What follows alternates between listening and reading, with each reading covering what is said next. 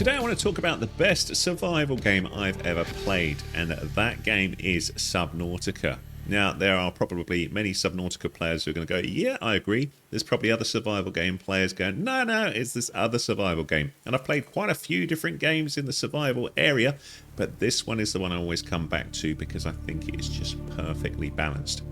Subnautica came out in around about 2014 in early release, I believe, and I played it a few years later on the Xbox Game Pass. And I remember loading it up thinking, well, what's this? Loaded it up, and the first part of it immediately hooked me, and I couldn't stop playing it until I completed it. Absolutely fantastic game. I'm going to share that start with you because I don't really recall many games that beat this for a beginning to a game and raising my curiosity and interest in what to do. So we're going to play here at the start, and I will tell you a little bit about it because it's a little bit subtle what's going on. You can set up a new game as survival, freedom, hardcore, creative, but survival is the classic one where you've got to look after your food supply and your water supply and gather all the bits of resources. So it is a resource gathering type survival game, as many of them are. But check this out for a start. So imagine you are cruising around the galaxy in the future on your spaceship, and all of a sudden it gets hit. You don't know why it's got hit, but stuff really does hit the fan rather badly, and check out what happens here. Are you ready? Attention. Hull failure imminent. All personnel abandon ship.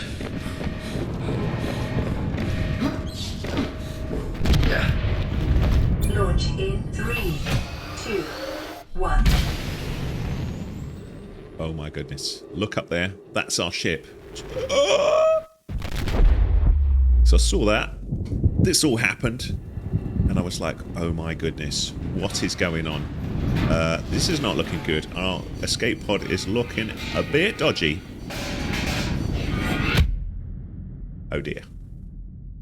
And it was from that I was hooked. I was like, what is going on? What is happening? Then you come up with this at the start and you think, oh, I'm in serious trouble here and we need to react immediately, of course, before we burn to death. And there's a nice hint there, nicely introduced. Perfect start to a survival game, in my opinion. Classic controls, pick up the fire extinguisher. We know what to do. It tells us anyway, but we've got to put out the fire. Initial panic over, but we don't know what to do. And the beautiful thing with Subnautica, it leads you into what's going on. So we get a little PDA here. It tells us a bit about the game and what's going on. I don't want to spoil this too much for you, but we do need to set the scene a little bit. You've suffered a minor head trauma, blah, blah, blah, blah. System's loading up. It's going to keep us alive on an alien world. Interesting. Keep you alive on an alien world. Please refer to the databank for detailed survival advice. Good luck. Deep. So it shows us this. Press this to open or close. Teaches us the very basics of doing things. And in here is a data bank, and we have a survival package that tells us what to do. Start here. Blah, blah, blah, blah, blah. You've got all these things. And basically what it's saying, as you can see there, full monitoring of vital signs for timely survival advice is on this PDA. Blueprints for fabricating a range of essential survival equipment tailored to your environment can be found on here. Onboard camera, microphone, OCR technology, cross-compatibility, blah, blah, blah. And we then have a little look at this, and it says what we need to do. Administer first aid, take inventory, survey the environment for threats and resources, construct necessary survival equipment, blah, blah, blah, blah, blah. And you get the idea. So the basic storyline is like you can construct a few bits and bobs with this fabricator here. And when we look at each of these things, we've got basic materials, and then it says what we need to build that, like metal salvage. We've got glass where we need to find quartz, and then more advanced things like copper wire or batteries or wiring kits. And then you can use those to create other things, equipment and tools. Now, some of these things we know how to make, but we need to find the things. And this is the beauty about Subnautica. We need to go and find those things so we can craft this stuff. Now, the nice thing about this, so we can see things are damaged, we need to use a repair tool here, which we don't have. All we've got is our fire extinguisher.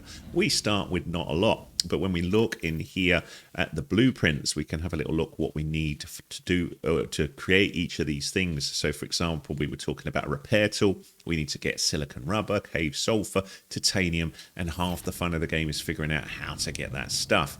Now, extra nice is you think, wow, this was a good start to a game, but you climb up here, have a little look outside and check this out. This made my jaw drop when I first saw this game many years ago. Oh dear.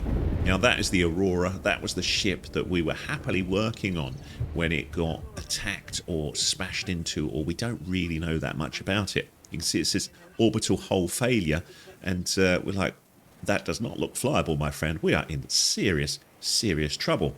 The second thing is no land in sight, so we are in a bit of trouble here. But this is where things get really beautiful and where Subnautica really stands out against a lot of first-person type games. Ready? How beautiful is this? We can now swim around in the ocean, and the way this game works is we need to look around and find parts of the wreckage to, basically create more tools and components such as this here. But I can't scan this until I've made a scanner, so I need to collect other resources to build that scanner. And if we have a little look here, we can see I need a battery and titanium, and we need to find the resources to do that. When we look on that original thing that we had, it tells me that I need acid mushrooms for batteries, and all sorts of other bits and bobs, and you need to go around and gather all these bits and bobs to make those things.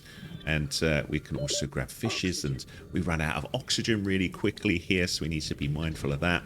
And when we look on our area here, we've got our personal stuff here, and you can see I've got nothing equipped. I've not got a tank, I've not got flippers or anything. All I've got is these acid mushrooms ready to start with, so it's like a really tough game to get to grips with. So you end up looking at this beautiful ocean environment, looking for things like this fish here, there's another fish there, and we can go around and catch things, but we are really in trouble to begin with because we don't have any equipment to scan stuff or to swim, or we've got no oxygen tank, so we've not got much breath here. And all we need to do is keep going back to this little area here and figure out how we can make those different resources and build up things. And this is why it's perfectly balanced. We can see the ship crash. We don't know why the ship crashed initially. What happened? Are there any survivors? How do we survive? How do we get off of here? So we can see we've got a medical fabricator there doing some stuff. Don't really know much about it, but we can look into all of this stuff here and find out a bit more information, like in the blueprints, what equipment we've got, and basically how these work. So we can see a bit about the Aurora ship that got damaged, sustained heavy damage, cause unknown, evacuation data unavailable. So we just don't know, and that's why it's so fantastic. So we can have a little look at that fabricator. The fish that we got, we can cook these. So we could cook the peeper. We could also go with the water here and get filtered water. And that's going to sort out those key things there. Key to a survival game, of course, is food and water. And by grabbing those, we can then consume those and ease those food and water things here. But looking at the fabricator again, you can see that I'm immediately drawn to thinking about, well, how do I get some of these tools? So how can I improve things? So I need a scanner to scan stuff, battery and titanium. So we have a little look up here at making those things. So how do I make a battery? I need to find copper ore. So I need to go ahead and find that. And if we also have a little look at equipment, we can have a little look at the other things we could do, like getting a O2 tank so we can breathe a bit better. So I'm going to show you just a couple of these bits, then I'm going to skip forwards to a slightly more advanced thing and show you how this game gets even more interesting and deeper as we go. But as we explore here, we're looking for different things that we can discover, different bits and bobs. So you can see that's a hint. So we can break this limestone and get a bit of copper. So that's what we needed for the battery. And then we can also have a little look around at the various things. There's a bit of metal there. So a bit of metal salvage, and we can turn that into titanium. And there's all sorts of things that we can explore here. And it's very much a game where you want to be thinking about, bits and bobs to sort of increase the stuff that you've got available to you, so you can make these more advanced components. So as we go back to the escape pod here, climb the ladder, and we go in here, we can now start crafting some of those things. So we can say, okay, we can make some titanium from the metal that we found. And then now we've got that, we can go to here. I've got the acid mushrooms that I found, so the copper ore. I make a battery, so that's cool. And then we can go and have a little look at these other things here and see whether we can make a tool. We can get the scanner, the battery, and the titanium. So that's all good. So we grab that.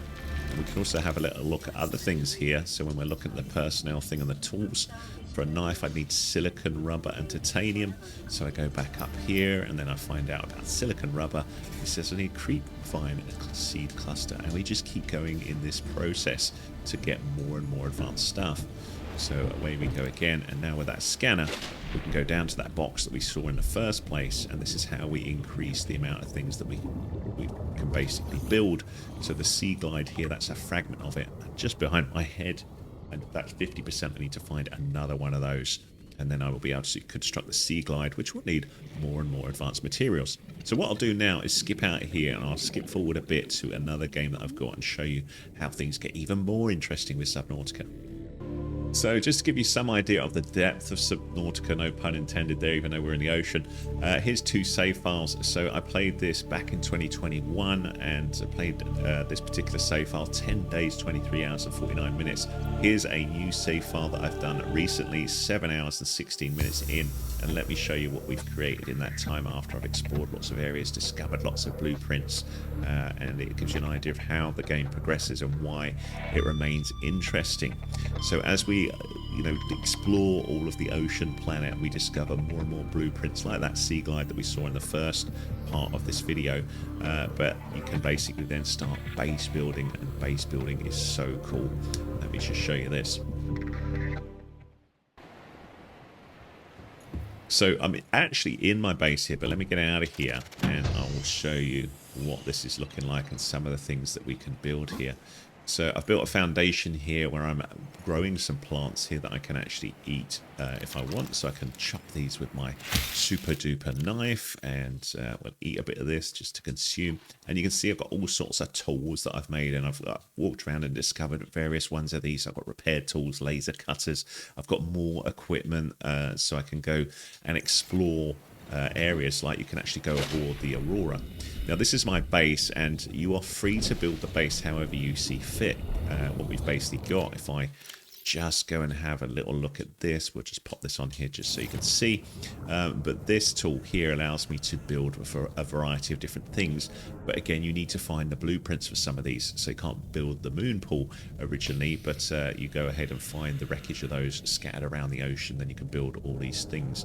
You can think about power supplies and ladders and water filtration machines, and all these things that you gradually enhance and grow what you can build over time.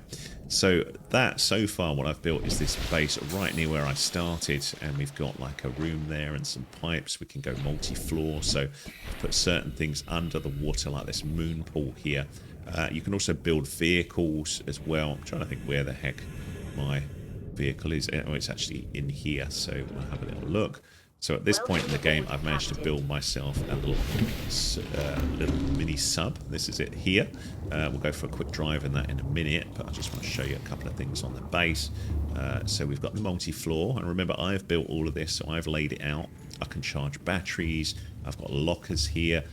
Down here, I've got a scanning room where I can scan for different components. So the game gets a little bit easier later, but there's various resources that I can look for here and relay them to my game hub. Sorry, not hub, HUD.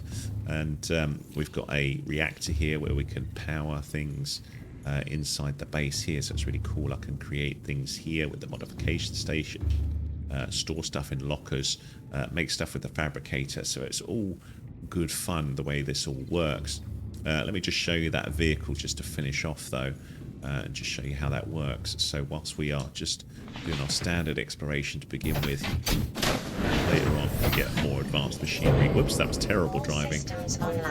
And we can explore around much faster like this and enjoy the game. So there is so much to do, and I love the progression system of it. It's very nice how you just scan things and enjoy the ocean that we're seeing here. I'll give you a quick drive around in this little, I think it's called the Seamoth, this little thing that we've got here, which is really cool. But there's loads of other things that you can discover in it. I love the wildlife. I love the music of Subnautica.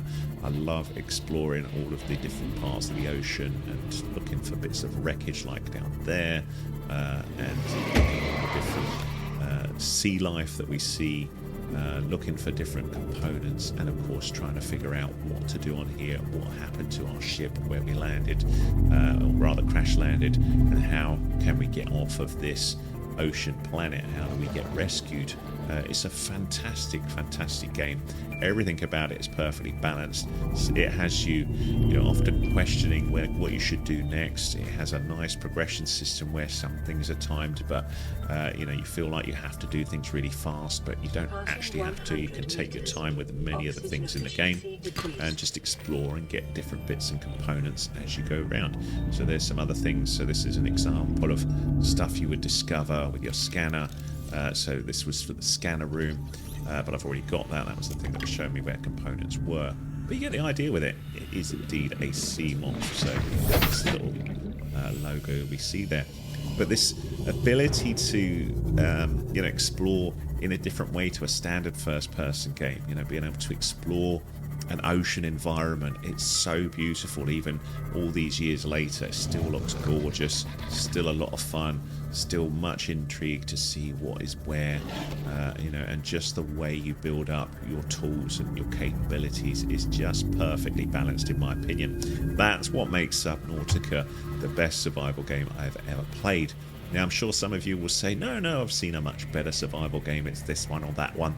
Would love to hear your thoughts in the comments. Is there a survival game you prefer to Subnautica? Have you played Subnautica? Are you going to play it based on this video? I would love your thoughts on it. Do let me know. Thumbs up, much appreciated. Comments, much appreciated. And if you like this sort of stuff, and you'd like me to look at other sorts of videos like this, do give me some ideas in the comments. That would be awesome. Thanks so much, and I hope you enjoyed this video.